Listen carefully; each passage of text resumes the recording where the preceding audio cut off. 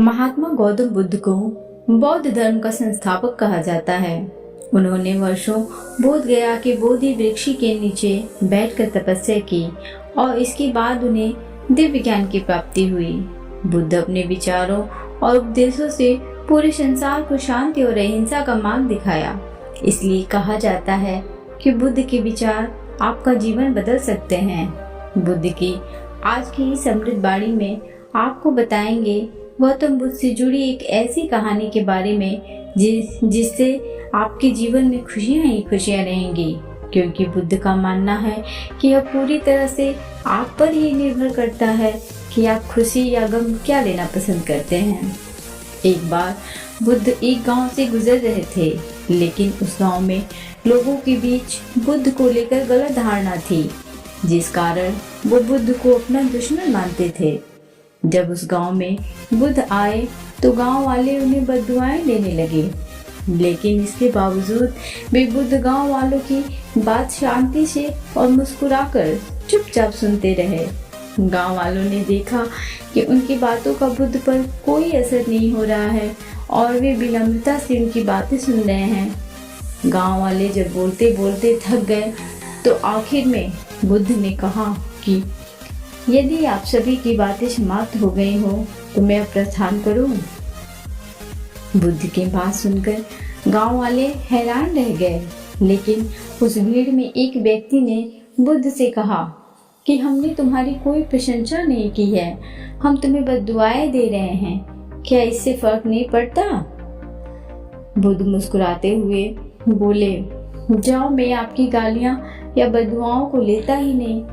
आपके द्वारा दी गई गालियों से भला मेरा क्या होगा? जब तक मैं आपकी गालियों को स्वीकार ही नहीं करता, इसका कोई परिणाम ही नहीं हो सकता। जानते हैं, कुछ दिन पहले एक व्यक्ति ने मुझसे बहुत सारे उपहार दिए, लेकिन मैंने उसे लेने से मना कर दिया। जब मैं लूंगा ही नहीं तो कोई मुझे कैसे दे पाएगा? बुद्ध ने पूछा, बताइए, अगर मैंने उपहार नहीं लिया तो उपहार देने वाले व्यक्ति ने क्या किया होगा?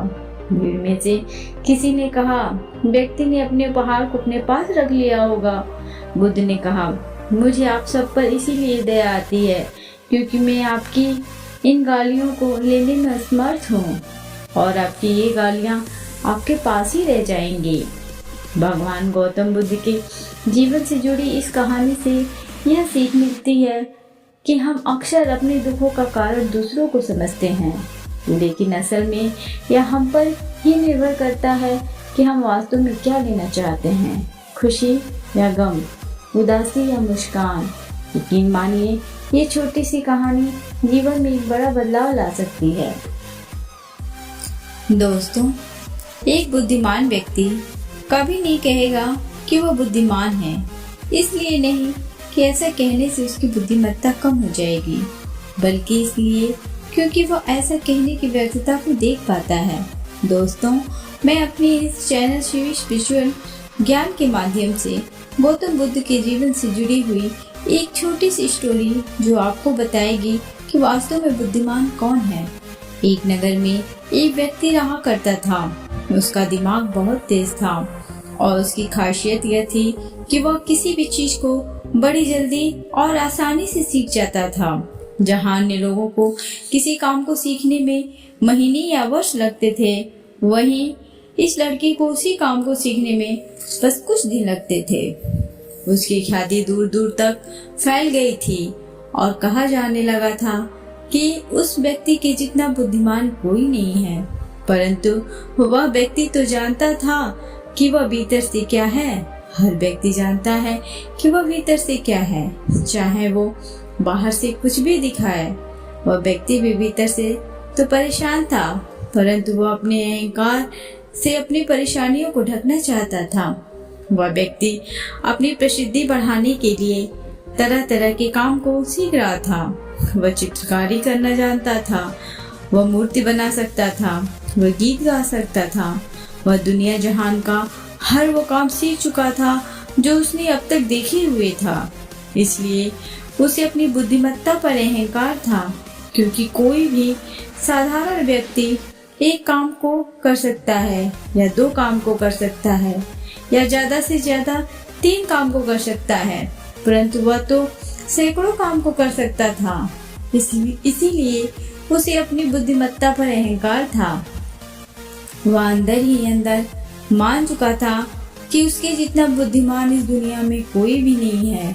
फिर एक दिन उसका सामना गौतम बुद्ध से होता है। उसे पहली बार ऐसा व्यक्ति दिखता है जिससे उसे ईर्ष्या होती है।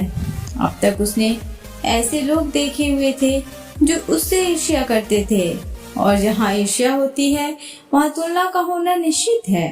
वह व्यक्ति अपनी तुलना गौतम बुद्ध के साथ करना शुरू कर देता है। वह देखता है कि बुद्ध के पास एक भिक्षा का कटोरा है, लेकिन उसके पास धन की कोई कमी नहीं है। बुद्ध के वस्त्र साधारण से थे, परंतु उसके वस्त्र बहुत कीमती हैं। बुद्ध तो जमीन पर नंगे पैर चलते हैं, परंतु वह नंगे पैर नहीं चलता। इसी तरह वह आदमी सैकड़ों चीजों से अपनी तुलना गौतम बुद्ध के साथ करने लगता है, परंतु हर तुलना के बाद भी वह पाता है कि उसकी ईर्ष्या बुद्ध के प्रति 1% भी कम नहीं हुई है। वह व्यक्ति मन ही मन सोचता है कि मैं इस भिक्षु से अपनी तुलना क्यों कर रहा हूँ, जबकि मेरा जीवन इससे 100 गुना बेहतर है।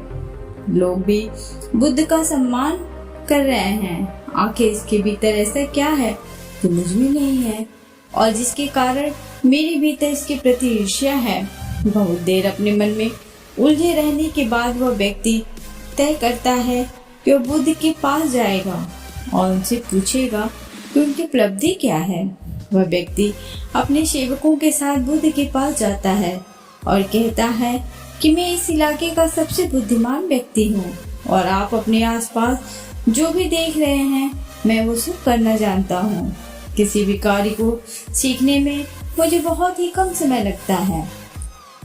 सभी लोग मेरा सम्मान करते हैं, परंतु इन सब के बाद भी मेरे भीतर आपके लिए ईर्ष्या है। मैं यह जानना चाहता हूँ कि आपकी उपलब्धि क्या है। ये सब लोग आपका आदर सम्मान क्यों कर रहे हैं? बुद्ध ने कहा, वैसे तो मेरी कोई भी उपलब्धि नहीं है, परंतु तुम कहते हो तो मेरी एक उपलब्धि है। वह व्यक्ति पूछता है कि क्या मैं जान सकता हूँ? उसके बाद बुद्ध कहते हैं कि मेरी एक उपलब्धि यह है कि मैं सभी उपलब्धियों को छोड़ चुका हूँ। वह व्यक्ति बुद्ध से पूछता है कि मतलब? मैं कुछ समझा नहीं। बुद्ध व्यक्ति से कहते हैं कि क्या तुम्हें प्रशंसा अच्छी लगती है? वह व्यक्ति कहता है कि प्रशंसा तो सभी को अच्छी लगती है। उसके बाद बुद्ध कहते हैं कि क्या तुम्हें निंदा अच्छी लगती है?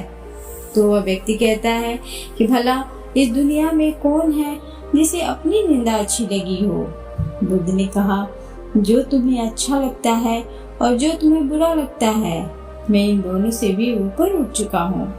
ना मुझे निंदा सताती है और ना ही मुझे अपनी प्रशंसा प्रसन्न करती है। बस यही अंतर है तुम में और मुझ में। उसके बाद वह व्यक्ति बुद्ध से कहता है, परंतु यह कैसे संभव है? बुद्ध मुस्कुराते हैं और उस व्यक्ति से कहते हैं कि तुमने सैकड़ों काम सीखे, लेकिन एक सबसे जरूरी काम तो सीखना भूल गए। और व्यक्ति बुद्ध से पूछता है कि कौन सा काम बुद्ध? बुद्ध कहते हैं, अपने मन को नियंत्रण करना। क्या तुम्हें आता है? बुद्ध की वह बात सुन वह व्यक्ति समझ जाता है कि ईर्ष्या का यही कारण था। उसके बाद बुद्ध कहते हैं कि जिस व्यक्ति ने सारी जगत को जीत लिया लेकिन अपने मन को नहीं जीता, उसने कुछ नहीं जीता। और जिसने अपने मन को जीता परंतु अपना सब कुछ गवा दिया, फिर उसने सब कुछ जीत लिया। क्योंकि वास्तव में बुद्धिमान व्यक्ति वही है जो अपने मन का शासक है, वो नहीं जो अपने मन का गुलाम है। गौतम बुद्ध के इन शब्दों को सुन उस व्यक्ति का अहंकार टूट गया।